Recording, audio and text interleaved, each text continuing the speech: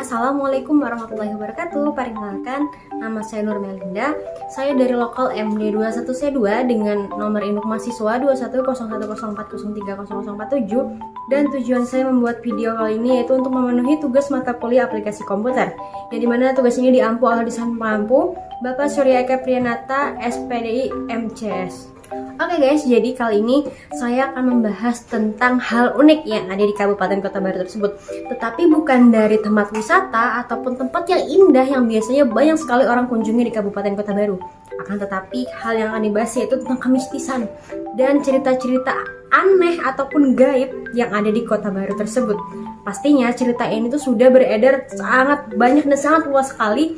Bahkan seluruh Nusantara pun sudah tahu tentang cerita ini. Dan kali ini saya akan membahas tentang Kota Gaib Saranjana. Oke, sebelum kita memasuki ke pembahasan atau cerita tadi Kota Saranjana ya, FYI buat kalian semua, jadi Kota Baru itu merupakan kota atau pulau yang kecil ya di Kalimantan Selatan.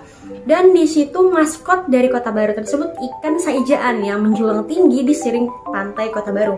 Pastinya kalau teman-teman semua nih sudah pernah ke sana, pasti kalian akan melihat nih di siring Kota Baru tuh ada dua ikan saijaan yang berada di pinggir dari pantai tersebut. Memang cukup indah dan memanjakan mata, apalagi ketika malam hari kita melihatnya. Pasti bagus banget kan, apalagi kapan sih kita bisa mengabadikan momen yang berada di situ. Nah, selain keindahan dari siring Kota Baru juga punya pantai yang indah seperti Sambari Gelap ataupun Teluk Tamiang nih yang banyak banget dikunjungi oleh banyak orang. Selain itu, Kota Baru juga memproduksi makanan cemilan khas dari Kabupaten Kota Baru tersebut, yaitu kerupuk ikan tenggiri yang biasa kita sebut dengan amplang. Ya, pasti banyak banget nih teman-teman, apalagi di orang Kota Baru ya dan sekitarnya pasti pernah juga nih makan amplang, karena macam-macam ya, bermacam-macam merek dan bermacam-macam mungkin rasanya ya agak beda sedikit dari pembuatan dari produk satu ke produk yang lain. Oke guys, jadi selain adanya keindahan alam, bahkan tempat wisata yang sangat cantik dan indah sampai memanjakan mata, Kota Baru juga memiliki cerita mistis, yaitu tadi Kota Saranjana, yang dimana itu menjadi sebuah peluang bahkan menjadi cuan bagi produser film, yaitu Johan Syah Jumberan, yang akan tayang nanti film Kota Saranjana pada tahun 2023 bergenre horor. Jadi tadi itu sedikit ya, ada spill sedikit nih, pada tahun 2023 nanti akan ada film Kota Saranjana bergenre horor. Jadi jangan lupa nih buat teman-teman yang suka banget sama genre horor, jadi buat nonton film Kota Saranjana tersebut. Kita sama-sama menunggu ya kapan sih rilis filmnya. Oke, tadi sudah sedikit sekilas ya tentang keindahan yang ada di Kota Baru. Dan kali ini kita akan memasuki pembahasan tentang Kota Saranjana. Jadi konon, Kota Saranjana ini berada di Kabupaten Kota Baru, yang dimana secara administratif kota tersebut terletak di kabupaten tersebut. Dan katanya kota ini terlihat lebih maju dan lebih modern daripada kehidupan kita pada sekarang ini. Dan ada beberapa orang yang mengatakan bahwa Kota Saranjana itu berada di Pulau Halimun, Kabupaten Kota Baru, di mana letak Kabupaten Kota Baru itu berada. Pada saat ini banyak sekali cerita yang beredar tentang Kota Saranjana tersebut, dan banyak pula yang mempercayai bahwa kota tersebut memang ada, dan tak sedikit pula banyak orang yang sudah melihat hingga masuk ke dalam kota tersebut. Memang agak mengerikan ya, tapi ini adalah sebuah kejujuran atau cerita-cerita dari masyarakat. Ada beberapa hal menarik yang terjadi di Kota Saranjana. Yang pertama yaitu adanya alat berat yang tidak berpemilik. Kejadian ini terjadi pada tahun 1980, yang dimana pemerintah di sana dikejutkan dengan kedatangan sebuah alat berat yang sangat banyak nih. Tapi tidak tahu siapa yang memesan dan siapakah pemilik dari alat berat tersebut. Padahal alat tersebut sudah dibayar secara lunas, dan alamat dari pemesanan alat tersebut adalah Kota Saranjana. Dan secara administratif, Kota Saranjana itu tidak ada dan tidak terletak di Kabupaten Kota Baru. Memang sangat membingungkan sekali ya, kenapa tiba-tiba ada banyak sekali alat berat yang dipesan oleh seseorang tetapi tidak ada alamat dan pemilik dari alat berat tersebut. Dan yang kedua adalah dihuni makhluk tak kasat mata. Banyak orang yang percaya bahwa kota ini dihuni oleh jin muslim, dan orang lain juga mengatakan bahwa kota ini dihuni oleh seseorang atau manusia yang hilang menggaib. Selain itu, pengakuan dari beberapa masyarakat bahwa kota ini adalah kota yang sangat maju. Banyak sekali gedung-gedung tinggi, rumah-rumah besar, dan rumah yang berpagar tinggi ada di dalam kota tersebut. Yang ketiga yaitu adanya buah raksasa. Berdasarkan cerita yang beredar bahwa buah-buah di dalam kota ini berukuran sangat besar, sehingga ukurannya bisa lebih 2 kali lipat bahkan 10 kali lipat lebih besar daripada buah pada umumnya.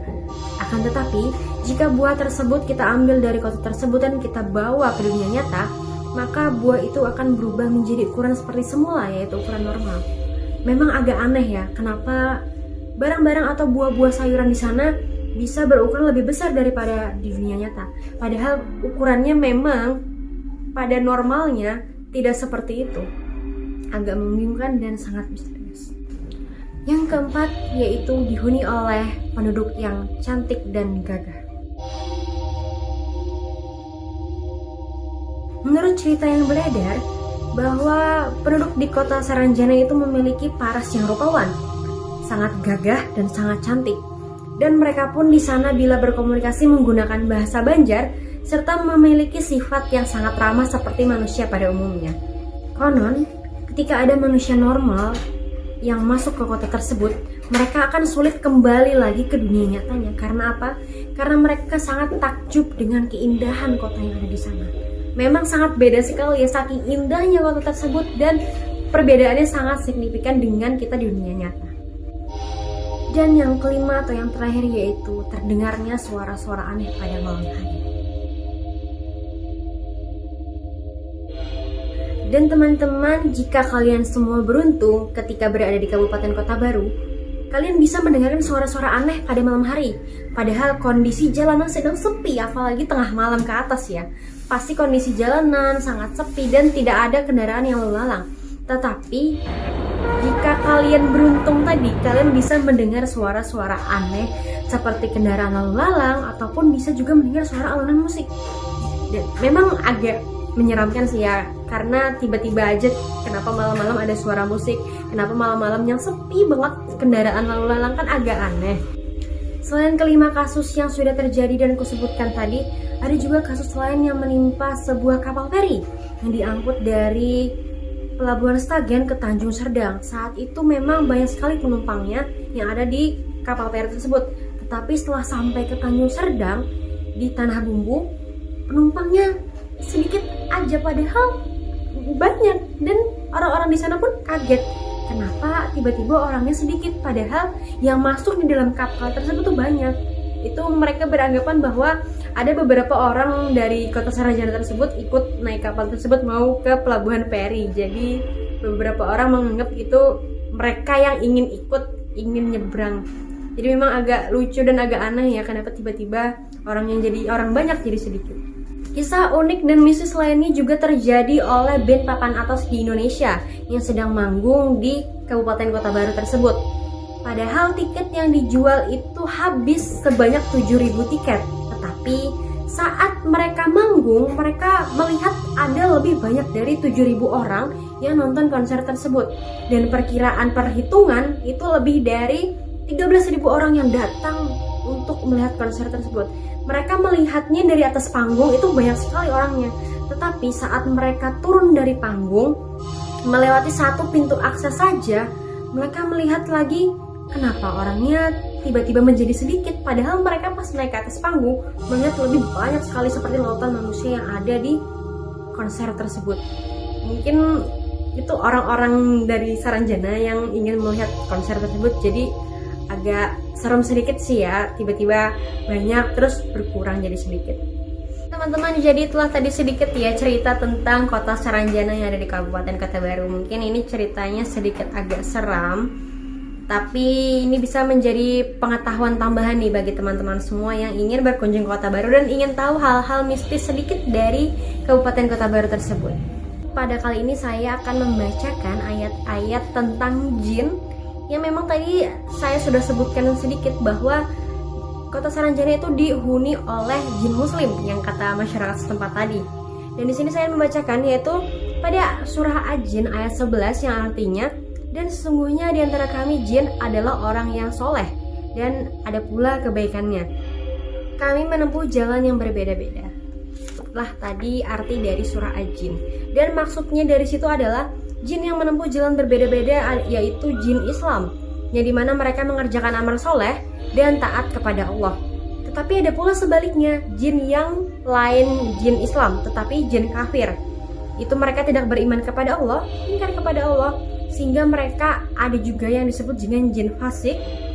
Adapun mereka yang beriman disebut jin muslim, dan ada juga yang kafir, yaitu jin fasik tersebut tadi sama kurang lebih sifatnya seperti manusia.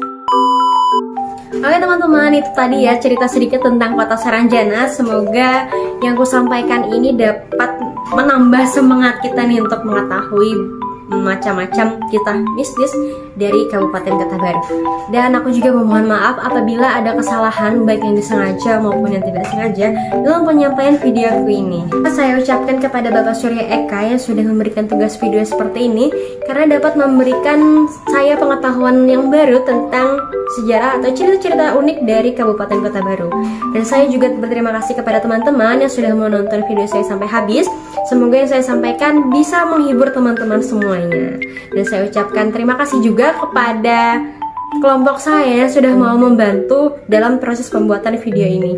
Saya juga memohon maaf sebesar-besarnya apabila ada kesalahan, baik dari pengucapan ataupun pembuatan video ini yang menyinggung ataupun merasa tidak nyaman dari teman-teman semuanya. Saya mohon maaf sebesar-besarnya. Akhirul kalam, wassalamualaikum warahmatullahi wabarakatuh. See you next time in my video.